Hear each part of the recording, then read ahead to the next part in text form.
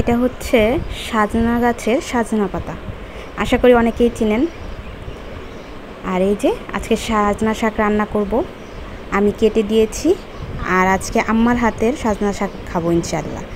আর এই যে পেঁয়াজ আর বেশি করে রসুন দিতে হবে কিন্তু।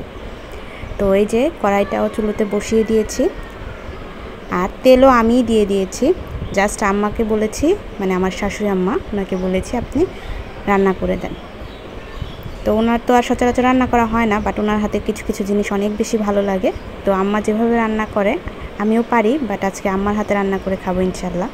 তো এই যে ফার্স্টে উনি রসুন দিয়ে দিয়েছেন, রসুনটা একটু ভাজা হয়ে আসলে দেন হচ্ছে উনি শুকনা মরিচ দিয়ে দিচ্ছেন। আর শুকনা মরিচটা হালকা একটু ভেজে তারপর হচ্ছে উনি পেঁয়াজও দিয়ে দিয়েছেন। পেঁয়াজটা এটা ভালো করে সুন্দর করে ভেজে আপনার শাকটা দিয়ে দিয়েছে। এই শাকটা কিন্তু অনেক বেশি চিকন করে কাটতে হয়, আমি আগে পারতাম না, এখন ইনশাআল্লাহ পারি। তো এখন হচ্ছে একদমই সিম্পল, সব কিছু মিক্স আপ করে নিতে হবে, তারপরে পরিমাণ মতো লবণ দিয়ে নিতে হবে। তারপর যে নাকি ভাত রান্না করে তার হইতেছে শাকের নাকি লাগা দিতে হবে, এই কারণে এখন শাক রান্না করতে শাশুড়ি আম্মা, লাগা দিতে হয় আমার। সেটা কি কোনো নিয়ম?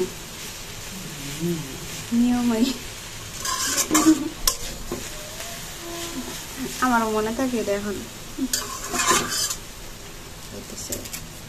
লেবু পাতা সুন্দর একটা স্মেলের জন্য।